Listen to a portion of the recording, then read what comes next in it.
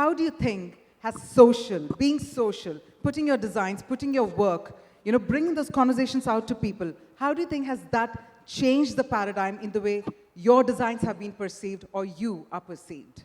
I don't think it's changed how I'm perceived. I think it just gives me a larger audience or like a bunch of people to present my work to who may have not necessarily otherwise connected to my work or connected to what I'm doing. So I think that's basically it.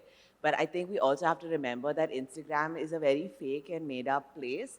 And your real work is all that really matters. As long as clients are paying you, you're happy with your work and your job, that really is all that matters. So in today's digital age, I think a lot of us are caught up with that number on your Instagram account or whether you have a blue tick or not or how many followers you're gaining in a day. But that actually really doesn't matter because the real juice of it is that you should just be happy at your job, not even successful or rich or whatever, just be happy at doing what you're doing every day. And I think the social stuff is all secondary.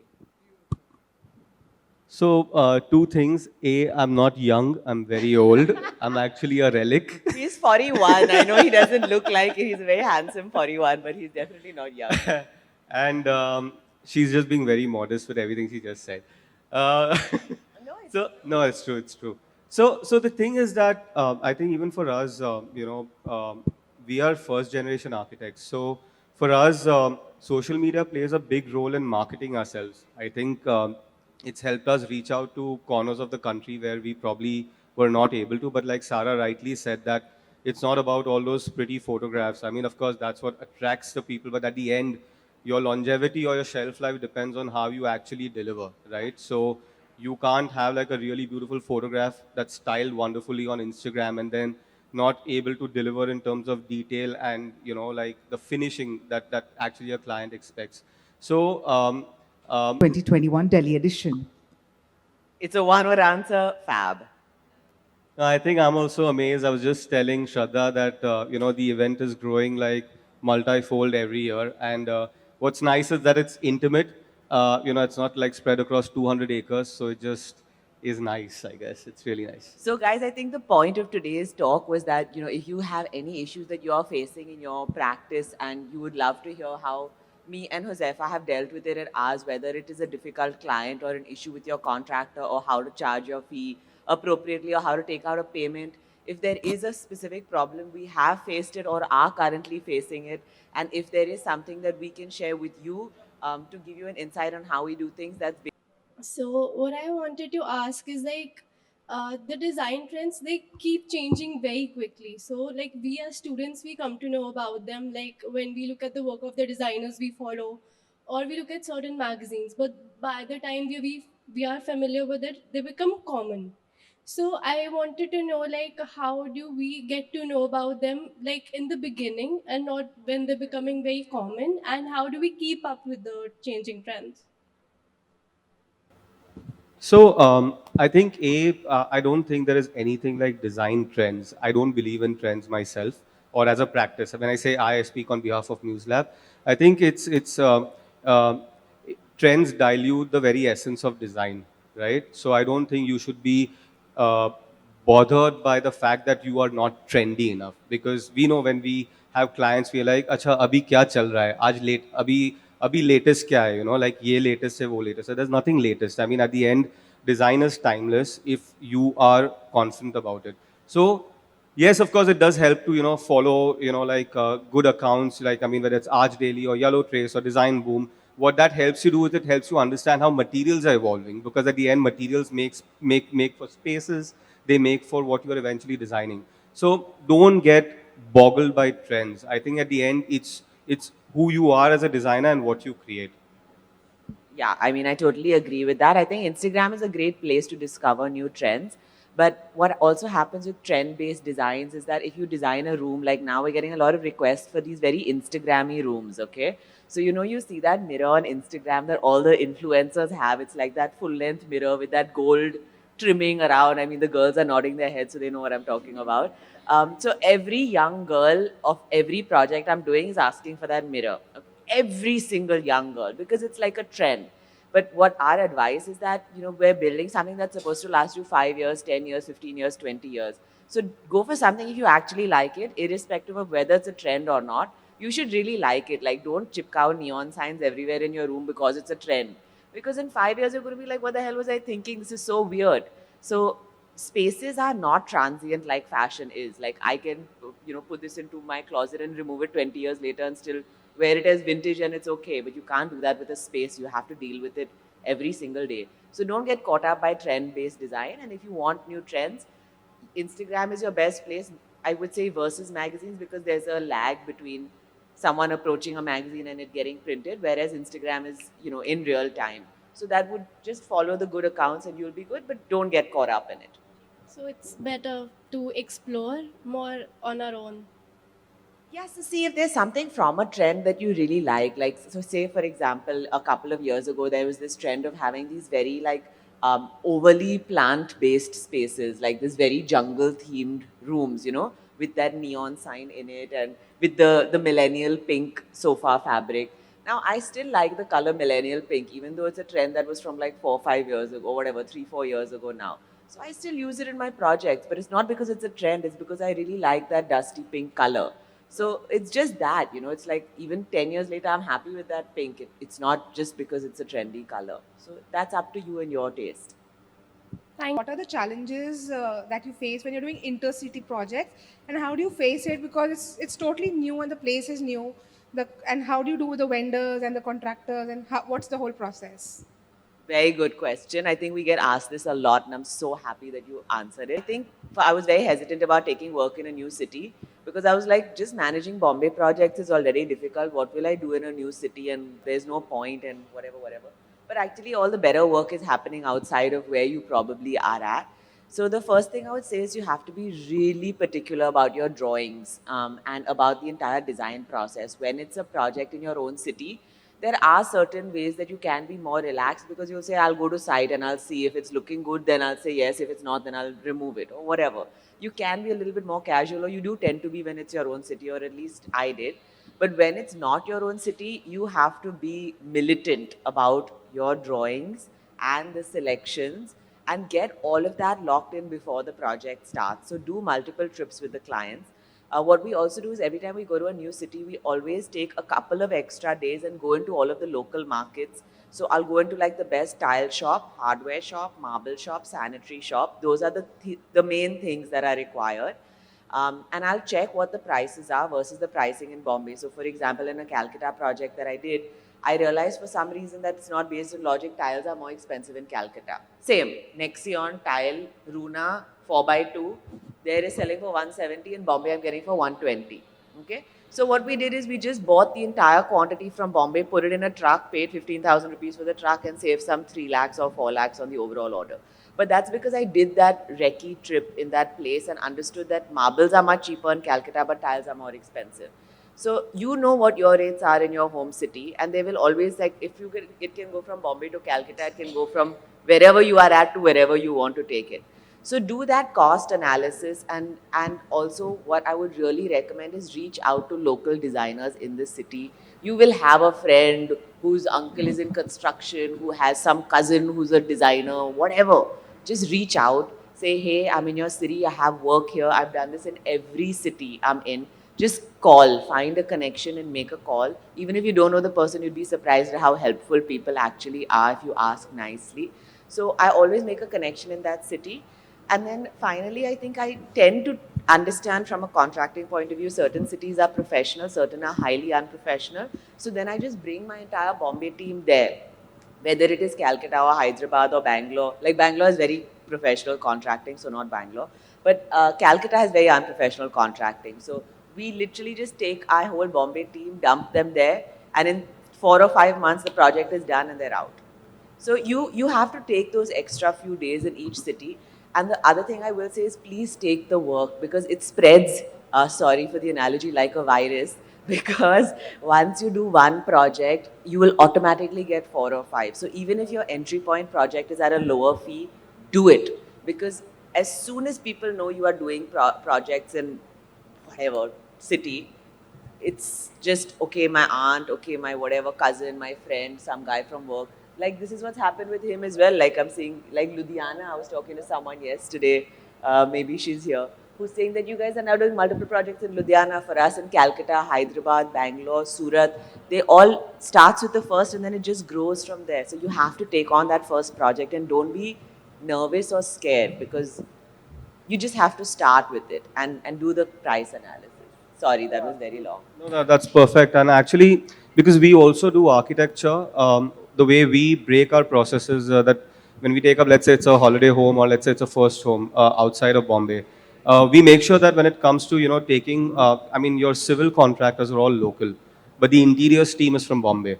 So what happens is that because civil contractors, they know the lay of the land, we ensure that the structural and the MEP team is also local. This way, it just becomes very easy for them to make multiple site visits while the shell is being built. And of course, when that happens, I mean, we are also parallelly making these visits. But I think the most important point that Sarah made is ensuring that your drawings are really, really on point. Because for us also, the first 3 stages of design, which is your planning, your concept, and your construction document set, is extremely important, and this is what a lot of clients outside of Bombay appreciate also, Yeah. because we follow that process.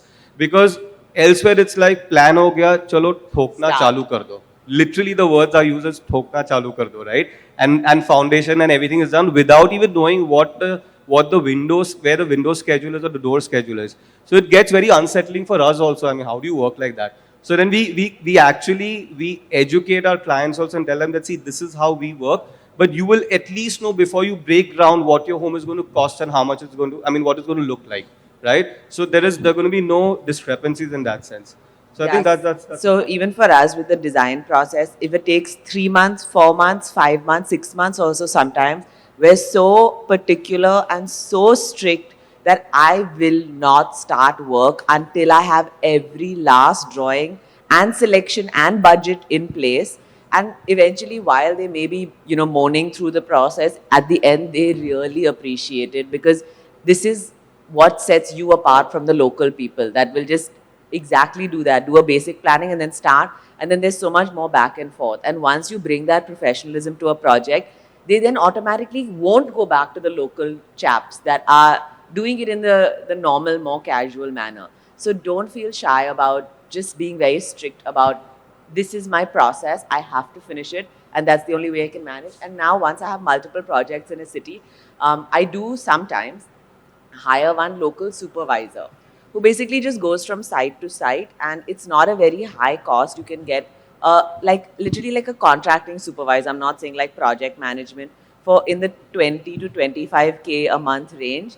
So if you have 2, 3, 4 projects that are happening in a city, it's not the worst plan to have that one person that's just doing around, because clients sometimes like someone physically being there, and I cannot jump on a flight to Calcutta or Hyderabad. Like if something goes wrong, I can't wake up in the morning and say, "Chalo, let's go for a trip." So that's again helpful, but later when you've grown already. Hello, guys.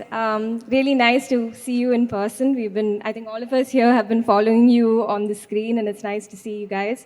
So, I am Rosie Paul. I'm principal architect of Masons Inc. Studio. We're a firm that's 8 years old, and we specialize in earthen technology and sustainable construction. So, one thing I'd really have to ask both of you is, how do you do it on Instagram? How do you post so often, and how do you have so many videos? Because I think all architects are perfectionists to a large extent, and for me, like one video takes so long because there are like 50 takes, and then we choose one. Maybe I'm a perfectionist to an extreme, but how do you manage, work and manage to post? Because because even the posts online, right? Like everything that we put on our Instagram page is so like analyzed and move this here, move that here, and it just takes so long. So you guys are doing a great job. I just want to know how. I think you should hire someone for your Instagram. Seriously, I'm saying, because if you have this perfectionist personality, you'll drive yourself mad trying to push out social media content.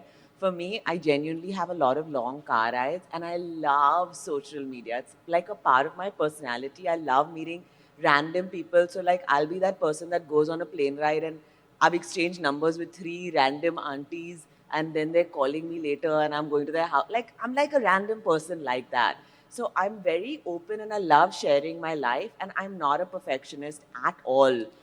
So I think that's where becomes very easy. I'll just post anything, whatever feels okay to me, I'll post it. And there's no filter, which is also my shortcoming, and it's a plus and a minus both. So if you have so many, if it's something that kind of takes a lot of effort, outsource it, because your everyday job is hard enough as it is, and taking on that plus a second job, which is Instagram, don't do it. For me, it's just become a fun platform, and I really enjoy it. If you're not enjoying it, don't do it. Seriously, I'm saying that there's no gun to your head saying you have to have an active Instagram account, or you have to. If you really enjoy something, do it. I love Instagram. I love social media. Even if I had one follower, I would do it. I remember when Snapchat was popular, I was posting a selfie a day of me doing nonsense, sleeping in the bed with my cat, going for a workout in the morning, out drinking with my friends. I did all nonsense things, but I posted every day because I enjoyed it. So that's just me. That's my personality, and that's why now that Instagram has become a more popular platform, it works well because, like yesterday, I was roaming around FOAID. I saw one cupboard opening. It literally took me 3 seconds. I sat in the car on my way from there to dinner. I put up a reel and I'm done. So it's not something that I'm like, oh my God, is this detail? Like, I don't give a shit. It's there, it's there. You like it or you don't like it, I don't care. This is me, and it's a democratic platform. You can follow or unfollow. I'm not dependent on, approval from an outside source. Like, I'm happy doing my own things, and if you want to be happy with me, you're welcome to come join my page. So have that attitude and don't overthink it. That's your downfall. And just hire someone. Like, please, this applies to everyone. If you feel like it's such a huge effort, don't do it. It's not worth it. Get like a younger intern or someone fresher with a fresher perspective, like who enjoys doing it like me, and who finds the fun and the joy in it, because it shouldn't be forced. I think uh, like if I have to just talk about myself, right? So it is work at the end of the day, because you have to sort of But like Sarah said, that if it's coming naturally, that's great. Like what Sarah is doing with her account in terms of educating, that's a huge thing. Like I mean, if I had to do something like that, and I would love to, but it does take for me it would take a lot of time, and that's pressure for me, because yes, then I'm also looking at you know design and this and that and everything else. So it's absolutely on point that don't do it if you are feeling the pressure.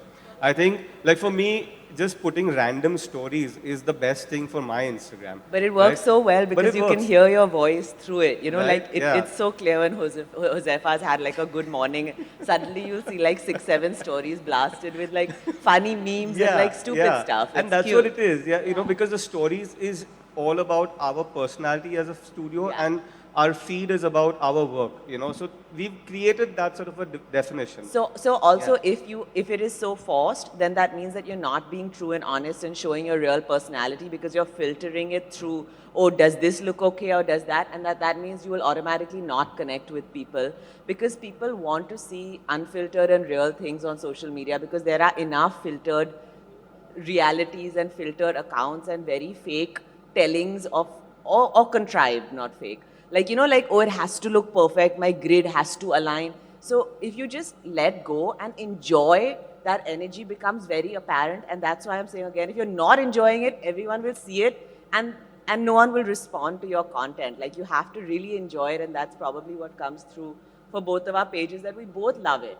And do it whenever you feel like it. You don't feel like it, just don't do it. There's no forcing or rule. Good to see young blood on the stage. So I've been practicing for 30 plus years, okay, and I still find it difficult to make a differentiation between the emotional connect and the business end of being an architect. Do you want to give me some input? So I mean, I think everything in everything, at least in everything that we do, there is passion, and then there is money at the end of it. You can't just follow your passion and then I mean, at the end there is a house to run. So what we end up doing at MuseLab is that which is why we started like different verticals like MuseX and MuseMart, where MuseLab is just projects which is to do with architecture interiors, which are more client driven, and the brief comes from the client. So that way you have to deliver, because obviously design is not like art, right? I mean, it's not something that I'm doing for myself. It's something that someone else is going to live in. So which is why then we decided that, okay, if we want to do something which is more passion driven, then let's start with something like MuseX is just completely research based, you know, where we come up with our own projects, our own briefs. So we designed a hand cart, you know, we designed like an installation for a lighting festival in Amsterdam. We did this really cool installation with Channapatna artisans at Raw Collaborative last year, just between the first and the second lockdown. So these are all passion-based projects where absolutely there is no money involved in it. But at the same time, we were able to reach to that point after we made some money, right? Because then it's like you can't just be following your passion. So I think that's how we tried to balance it. Like even when we did a furniture collection, it was completely, they were all bespoke pieces. So not all of them are like absolutely usable, but they're very pretty. I mean, they're very ergonomical. But what I'm trying to say is that, you know, there is that sort of a constant fight for us also, because at the end, you know, it's the practice of MuseLab that is making money for us, but then there are these other two verticals where we kind of, yeah, you know, like kind of fulfill our passion for design. I think I'm still struggling with it, genuinely struggling with it every day, because I do want to earn money. It's not like I just want to work for free, but I also want to do things the way I want to do things, with clients that I want to do it with. So I haven't found a solution quite as elegant as this. I just struggle with it every day and then complain about it to my team and then find a way to make peace with it. But I'm with you there. Like I hope that I find a solution like this at some point soon. It's a good suggestion. Hi, I'm Dhriti. I'm a young architect based out of New Delhi. My question kind of, I think, builds upon that, emotions and architecture. How do you do contracts when you're doing projects with friends and family? Great question. So I actually say no to working with friends and family. I feel like I always recommend a friend or someone that I know is going to do a very good job, including you know, very close cousins. Only my own parents I was not able to say no to, even though I tried very, very hard. I was not able to say no to. But everyone outside of my own parents, I have literally just given someone else, because drawing that line between personal and professional is very difficult, and asking for a payment is very difficult. So I just don't want to be in that situation where I risk that relationship or risk, you know, the vibe that we may have together, because me in a workspace is very hardcore. Me in my personal life, I'm like a really fun-loving and easygoing person. I'm really not that easygoing when it comes to my work life. So I think people also may have a hard time seeing how type A I can be when it comes to my work, because that doesn't come across with me in my personality. And you also see this with so many people. Like when you meet them in person, they're lovely. But then somehow when you work with them, you're like, oh my God, this guy's so weird, you know, like you don't, like it's just people have different work personalities. So I don't want to take that chance if I have a perfectly good relationship with someone in my family or friend circle.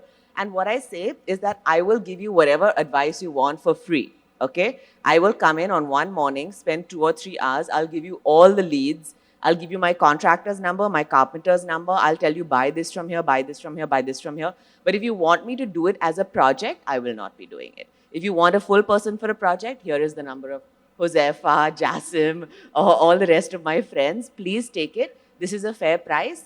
Don't negotiate beyond this, and pay this and go ahead. I don't, like, really avoid. I don't know.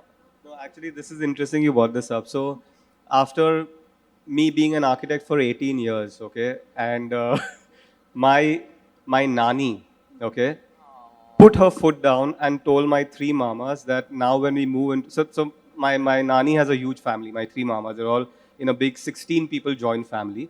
So they're moving into this huge apartment in Bombay.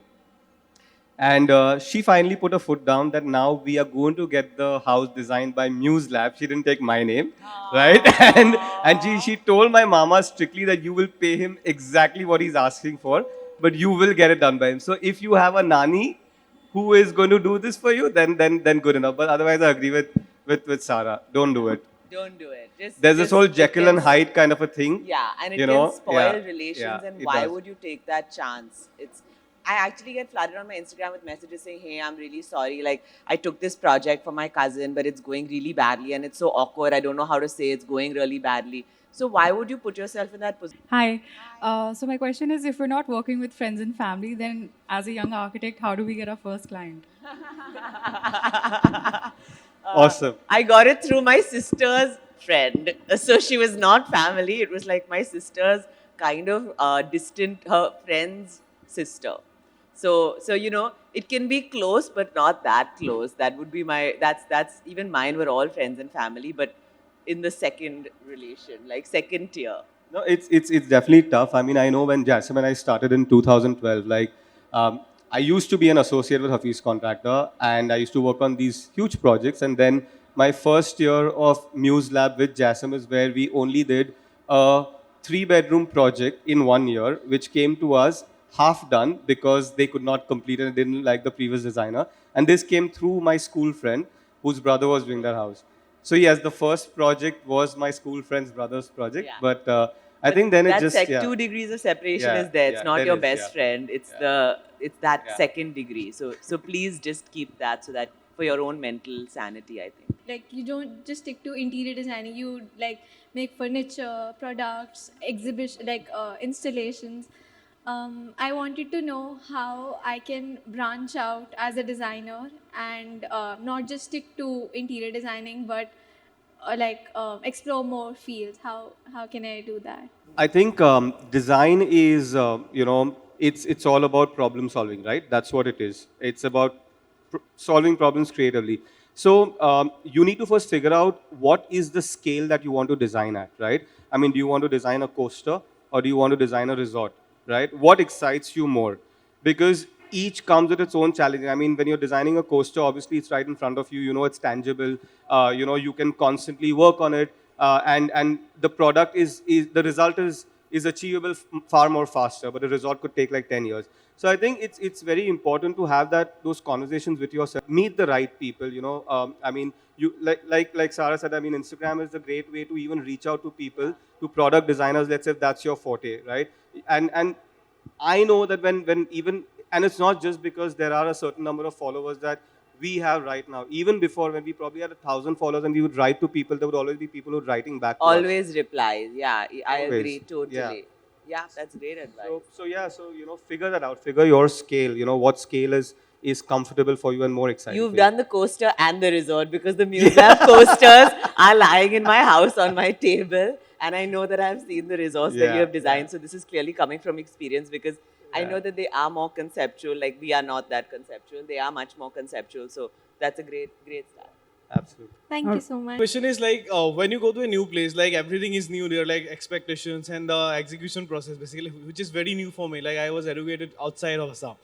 So I want to know, like I see you doing different projects in different places. So how you adapt with the new environment that you are having challenges with? My problem happening with like when I'm practicing there, like we are getting projects, but at the same time they are expecting something contextual and also modern, and it's like quite messed up with the expectations they have. So, But are you presenting yourself in the right way, or like it's like a dual-edged sword. Like you have to put out a certain energy, and then I really am a believer in this. If a client comes your way and has a confused brief or is not giving you the right energies or vibe, as difficult as it may be, maybe initially you do have to say yes to a few projects, but you have to learn to say no and filter out and find the clients that understand you and your energy and your vibe, because that's when you are going to do your best work. And when you have your best work out there, many more people will start lining up and say, hey, I love what this guy has done and let me come here. But if you keep working with clients that are not understanding, you are asking for dual design briefs or are confused in their head, then that's going to just become confusing for you going forward, right? So I think you also have to be more particular about how you are selecting your projects. And it's not, you don't have to be a buyer, you have to be a seller. So you have to say like, these are my services and who is going to match that energy for me? It's not like, oh, okay, these are all these clients. You want to pay for my services? Okay, sure. I'll do your project. It doesn't work like that because it all becomes confused then. yeah, thank you. So basically you suggest me to be selective a bit about Be selective and be sure that the other person understands what you are bringing to the table. It shouldn't be that they are expecting you to do 1, 2, and 3 things, but you're only good at item number 1. Be very clear from the start. Yeah. Thank you. My name is Jashan and I'm a student. So my question is that has it ever happened to you that after you have designed a space and it has been built that way, and you then feel that you could do far better than this, and you didn't like how it came out to be in reality. If ever it has happened to you, how do you deal with Every that feeling? day, every single day. Not ever. When has it not happened? Like, I think every project, right? Huzefa, you know what? The worst critic of yourself is yourself. Like, and I'm very hard on myself. So with every project, I want to say at handover day, I will feel happy for about 5 minutes, and then after that, I'm like, oh God, why did I do it like this? Shouldn't I have done it like that? Or like, that second guessing never stops. I hope it does. I hope never. I don't want to say never, but I hope it stops. I don't know. I think in a way it's good because it also allows you to sort of, I would say, figure out how you can improve upon Yes, yourself, right? Because yes. if the critique in you dies, then there is no way you'll always be satisfied, right? And design is such a never-ending process. Like, if you didn't have a client who's paying you money, you would have designed 1 2 bedroom home for like 200 years, right? If you Very lived that true. long. Very So true. I think you should be happy that you're critiquing your work and that you're not satisfied with it. I mean, don't kill yourself and not Yeah. sleep over it. I mean, not have sleepless nights. But yeah. So now, like earlier, when I used to see my old projects, like my first, second, third, like first 5 projects, literally I felt like something was happening. Like it was just like so bad. It's so bad. How did I even do this? Or like the designs are so shit. Or how did I ever design this? But now I'm learning to just be like, hey, at that point, that's what I knew best, and that was what I thought was best for my client at that point. Instead of bringing this like cringy energy towards it. So I have gotten better. Now I'm actually open to sharing my old projects, my old works, all my old mistakes and learnings, because that's the only way you grow, by understanding that, okay, I could have improved a lot. This is how I've improved. Now going forward, I'm going to improve. And I'm sure 5 years later, the stuff I'm doing now that I think is unbelievable, I'm going to have the same reaction to. So I guess it's constant.